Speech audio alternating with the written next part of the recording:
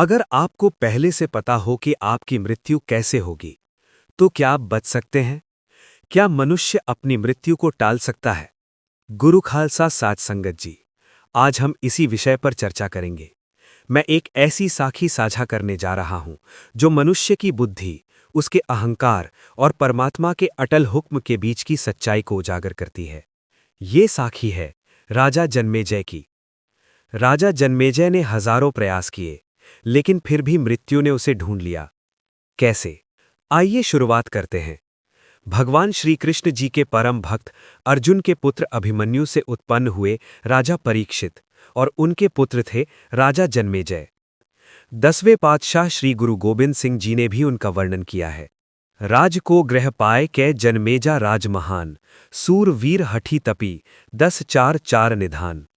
महान राजा जन्मेजय अत्यंत वीर, हठी, तपस्वी और 14 विद्याओं का भंडार था। राजगद्दी संभालने के बाद वो यज्ञ आदि धार्मिक कार्यों में लगा रहता था।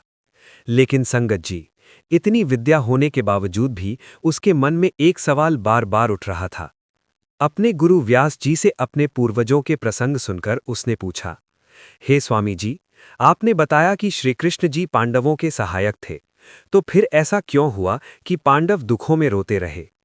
रोवह पांडव भय मजूर, जिनके स्वामी रहे हदूर। अर्थात पांडवों के स्वामी श्री कृष्ण जी उनके साथ होते हुए भी वे द्रौपदी को जुए में हार गए, उसका अपमान हुआ और वे विराट नगर में मजदूर बनकर रहे। राजा ने कहा, भगवान तो कौरवों की चालाकी जानते थे, वे पांडवों को पहले ही सावधान कर देते तो वे जुआ नहीं खेलते और इतने दुख नहीं सहते। व्यास जी ने उत्तर दिया, हे राजन, परमात्मा की लीला ऐसी ही है, जो होना है वो होकर ही रहता है। भाग्य और मृत्यु के आगे किसी की बुद्धि नहीं चलती। परमात्मा का हुक्म अटल है। साहा हुक्म न टले, लिख्या लेख रजाई जीव। जन्मेजय ने कहा, अगर सामने कुआं दिखाई दे रहा हो तो कोई जानबूझकर उसमें नहीं गिरता। तब व्यास जी बोले, हे राजन, जो तेरे साथ होना है, मैं तुझे तेरी मृत्यु का रहस्य बता देता हूं। तू जितनी भी कोशिश कर ले, ये टलेगा नहीं। राजा ने कहा, बताइए। तब व्यास जी ने कहा, तेरी शादी काशी के राजा की पुत्री से होगी। दहेज में एक अत्यंत सुंदर दासी आएगी, जिसे देखकर तू मोहित होकर उसे रानी बना लेगा। तू घोड़ी पर चढ़कर शिकार खेलने जाएगा। जल के किनारे उसे बांधकर सो जाएगा। जल में से एक घोड़ा निकलकर उससे संयोग करेगा, जिससे तेरी घोड़ी से काले कानों वाला सफेद बछेड़ा उत्पन्न होगा। फिर तू उस घोड़े को अश्वमेध यज्ञ की तरह छोड़ देगा। जो उसे पकड़ेगा उससे युद्ध करेगा, जो नहीं पकड़ेगा वो तेरी अधीनता स्वीकार करेगा। इस प्रकार तू सब राजाओं को जीत लेगा और फिर राजसूय यज्ञ करेगा। उस यज्ञ में 18 गोत्रों के ब्राह्मणों को बुलाएगा। जब वे तेरी दासी से बनी रानी को देखकर हंसेंगे तो तू क्रोध में आकर उन 18 गोत्रों के ब्राह्मणों को जलाकर मार देगा। इस पाप के कारण तुझे कुष्ठ रोग होगा और अंत में एक छोटा सा अहंकार तेरी मृत्यु का कारण बनेगा। व्यास जी ने आगे कहा, मैं तुझे महाभारत की कथा सुनाऊंगा। जब भीमसेन के भयानक युद्ध का प्रसंग आएगा कि भीमसेन ने शत्रुओं के हाथियों को उठाकर आकाश में फेंक दिया, जो आज तक आकाश में घूम रहे हैं। ये सुनकर तू अविश्वास करेगा, नाक चढ़ाएगा और उसे नहीं मानेगा। इसी कारण तेरी नाक में कुष्ठ रह जाएगा और वही तेरी मृत्यु का कारण बनेगा। हे राजन, मैंने तुझे तेरी मृत्यु का कारण बता दिया है। अब तू इन बातों से बचने का प्रयास करना। व्यास जी की बात सुनकर राजा ने निश्चय किया कि वो घोड़ी नहीं खरीदेगा। लेकिन समय के साथ घोड़े मर गए और नए घोड़े खरीदना आवश्यक हो गया। वजीर ने कहा, हे राजन, ये नीति के विरुद्ध है। बिना घोड़ों के राज्य कैसे चलेगा? इसलिए राजा ने घोड़े खरीदने की आज्ञा दे दी। एक दिन एक सौदागर अत्यंत सुंदर घोड़ी लेकर आया। वजीर ने राजा को दिखाई और राजा ने उसे पसंद करके खरीद लिया।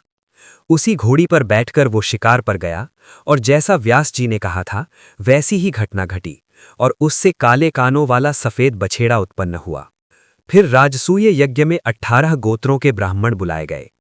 काशी की राजकुमारी के साथ आई दासी, जिसे राजा ने रानी बना लिया था, वो यज्ञ में बार बार अलग अलग साड़ियां पहनकर आती रही। ब्राह्मणों के लड़के आपस में चर्चा करने लगे, क्या ये वही रानी है या कोई और? एक लड़के ने पहचान के लिए खीर का छींटा उसके पैर पर डाल दिया। जब वो फिर से साड़ी बदल कर आई तो हवा से उसकी साड़ी उड़ गई और खीर के निशान से पहचान कर वे हंस पड़े। बस यही वो क्षण था। राजा का अहंकार भड़क उठा। उसने क्रोध में आदेश दिया, सभी ब्राह्मणों को मार दिया जाए, और इस प्रकार 18 गोत्रों के ब्राह्मण मार दिए गए। इस तरह जो कुछ भी व्यास जी ने कहा था वो सब वैसा ही हुआ। राज्य कार्य के लिए नए घोड़े लेने पड़े। राजा सुंदर घोड़ी पर शिकार खेलने गया। फिर वही सभी घटनाएं घटित हुई जैसी व्यास जी ने पहले ही बता दी थीं। राजसूय यज्ञ में 18 गोत्रों के ब्राह्मणों को बुलाया गया। एक छोटी सी घटना के कारण वे हंस पड़े और राजा ने क्रोध में आकर उन्हें मरवा दिया। राजा जन्मेजा के मते बरजी व्यास पढ़ाया, तिनी करी जग 18 घाये, किरत न चले चलाया। राजा को अपने कर्मों का फल मिला। उसे कुष्ठ रोग हो गया और वो दुखी होकर रोने लगा। रोवै जन्मेजा खोई गया, एक ही कारण पापी भया। गुरु से विमुख होने के कारण राजा जन्मेजय भटक गया, पापी बन गया और दुखी होकर रोने लगा। अब राजा पूरी तरह टूट चुका था। उसने अपना अहंकार छोड़ दिया और गुरु व्यास जी के चरणों में गिर पड़ा। विनती करने लगा, मैं भूल गया हूं, कृपया करके मेरा ये रोग दूर करने का उपाय करें। व्यास जी ने कृपा की और उसका कुष्ठ रोग मिटाने के लिए उसे महाभारत के 18 पर्वों की कथा सुनानी शुरू की। जैसे जैसे कथा आगे बढ़ती गई उसका शरीर ठीक होने लगा।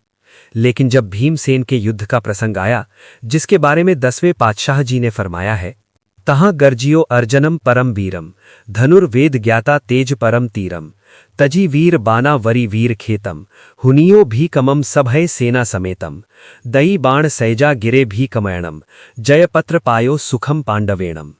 जब कथा में आया कि भीमसेन ने गंधर्व के साथ भयानक युद्ध करते हुए हाथियों को आकाश में फेंक दिया, जो आज तक आकाश में घूम रहे हैं, तभी एक क्षण के लिए अहंकार जाग उठा। राजा हंस पड़ा, नाक चढ़ाकर बोला, ये कैसे संभव है। बस यही कथा का प्रभाव रुक गया।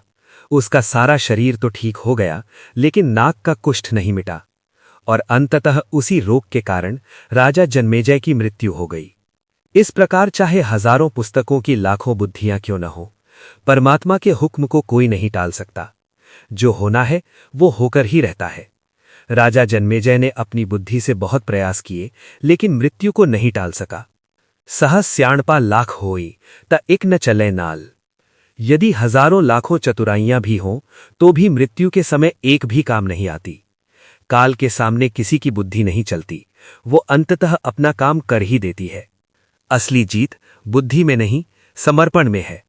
सच्चाई यही है, मनुष्य नहीं, सिर्फ वाहिगुरु का हुक्म ही अटल है। अपने विचार अवश्य साझा करें।